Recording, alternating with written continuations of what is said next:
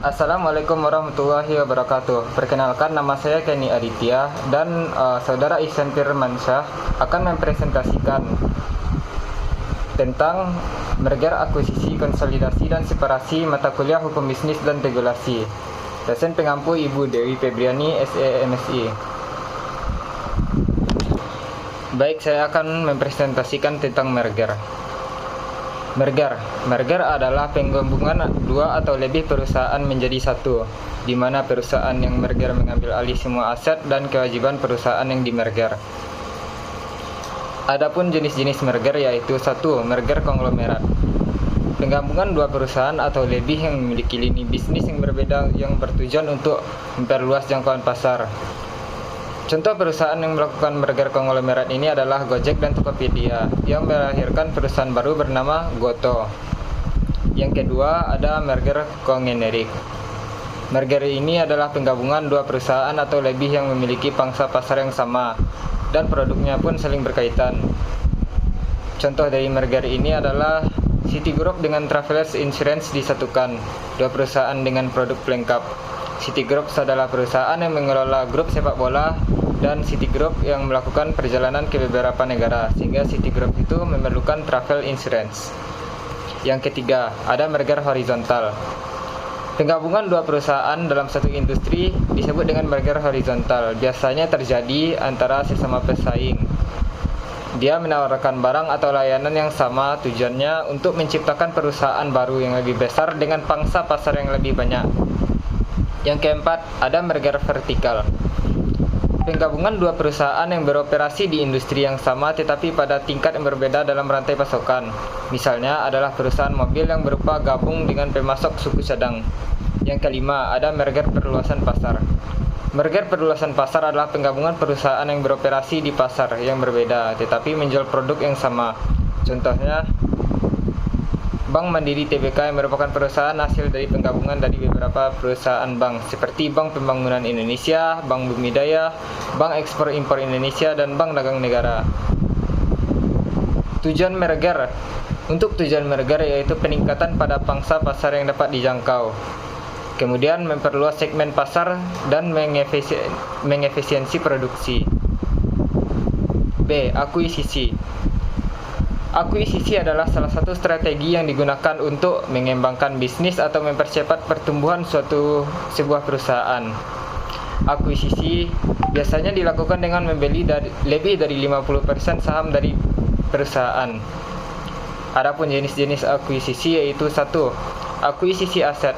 Pada jenis akuisisi aset ini, suatu perusahaan secara langsung mengambil alih aset dari perusahaan lainnya. Yang kedua, akuisisi manajemen. Eksekutif perusahaan di satu perusahaan menjadi saham pengendali di perusahaan lain dan menjadikan kepemilikan saham perusahaan tersebut atas dirinya sendiri. Adapun tujuan akuisisi adalah 1. Melakukan ekspansi usaha. 2. Strategi menumbuhkan perusahaan. 3. Mengurangi kelebihan kapasitas dan kompetisi. 4. Untuk mendapatkan teknologi baru. Kalau melakukan ekspansi usaha, jika perusahaan ingin melakukan ekspansi operasional perusahaan ke negara lain, salah satu cara yang termudah adalah memilih perusahaan yang sudah ada di negara tersebut. Dengan sudah membeli saham, tidak perlu lagi merekrut karyawan baru, membangun brand atau merek, serta mendapatkan jenis aset lainnya. Kalau untuk strategi menumbuhkan perusahaan, biasanya perusahaan dengan usia yang cenderung muda, namun memiliki prospek yang menjanjikan. Yang ketiga, ada mengurangi kelebihan kapasitas dan kompetisi. Dengan adanya akuisisi ini, bisa mengurangi kompetisi sehingga bisa menjadi lebih fokus dalam melakukan produksi dan untuk mendapatkan teknologi baru. Ongkos adaptasi teknologi menjadi lebih murah ketika perusahaan membeli saham yang telah mengimplementasikan teknologi baru secara sukses. Sekian materi dari saya lanjutkan kepada Saudara Ihsan Firmansyah. Ya, selanjutnya materi mengenai konsolidasi. Jadi apa itu konsolidasi? Konsolidasi adalah usaha untuk menyatukan dan memperkuat hubungan antara dua kelompok atau lebih untuk membentuk suatu entitas yang lebih kuat, ya. Jadi apa sih tujuan konsolidasi? Yang pertama, menyelamatkan aset perusahaan, ya. Kemudian memperkuat perusahaan dengan bergabung ke perusahaan lain, ya, bekerja sama. Kemudian membentuk dan memperkuat pangsa pasar. Kemudian memperbaharui kinerja perusahaan agar lebih menguntungkan. Kemudian meningkatkan efisiensi dan efektivitas dari perusahaan tersebut. Kemudian ada mengurangi tingkat risiko persaingan usaha. Kemudian memberikan jaminan pasokan, penjualan, dan distribusi.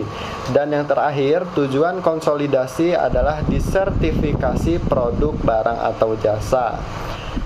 Tapi apa tujuan dasarnya dari konsolidasi ini? Tujuan dasar konsolidasi ini membentuk sebuah perusahaan baru yang diharapkan menjadi lebih baik dan berpengaruh terhadap perekonomian.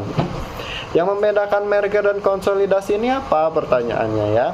Jadi yang membedakan merger dan konsolidasi adalah kalau merger itu salah satu perusahaan akan bubar, dan kalau konsolidasi seluruh perusahaan bubar kemudian membentuk perusahaan baru, ya. Jadi kalau merger itu nggak membentuk perusahaan lagi, dia akan bubar, langsung bubar. Tapi kalau konsolidasi apabila dia bubar, dia akan membentuk perusahaan yang baru. Kemudian ada separasi. Separasi, apa itu separasi? Pertanyaannya, ya. Jadi separasi adalah pemisahan komponen-komponen dari suatu campuran menjadi fraksi-fraksi individual. Tujuannya untuk apa? Membatasi tindakan sewenang-wenang dan supaya bisa bekerja lebih efektif. Itu tujuan dari separasi, ya. Apa tadi separasi? Pemisahan komponen. Contohnya apa? Contohnya nih, perusahaan yang melakukan separasi adalah maskapai penerbangan Citylink. Sebagai unit usaha strategis dari Garuda, akan melepaskan diri dari naungan induknya. Ya, kemudian contoh kasusnya bagaimana? Yang ya, ini kasusnya. Yang pertama ada kasus merger. Contohnya, rencana merger itu dua perusahaan, PT Indosat Tbk dan PT Hutchison 3 Indonesia, masih belum mencapai kesepakatan sejak diputuskannya. Jadi menanggapi ini, pengamat telekomunikasi menyebut belum tercapainya kesepakatan ini kenapa? Karena masih belum dicapainya model konsolidasi yang akan dilaksanakan nanti. Ya. Kemudian contoh kasus yang kedua yaitu kasus akuisisi. Microsoft dan Acquaintive pada tahun 2027 adalah pesaing Google, membuat tindakan yang sama. Microsoft membeli perusahaan pemasaran digital ternama Acquaintive seharga 6,3 miliar US dollar. Harga yang diperkirakan pantas untuk mengiklankan online yang dapat menjadi industri baru yang menarik.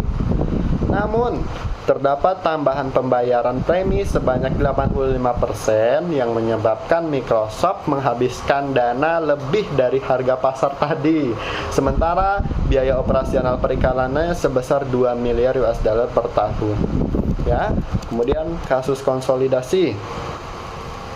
Kasus-kasus yang bisa dialami konsolidasi yang pertama, ada data berkualitas rendah atau tidak akurat. Karena apa? Entry datanya manual.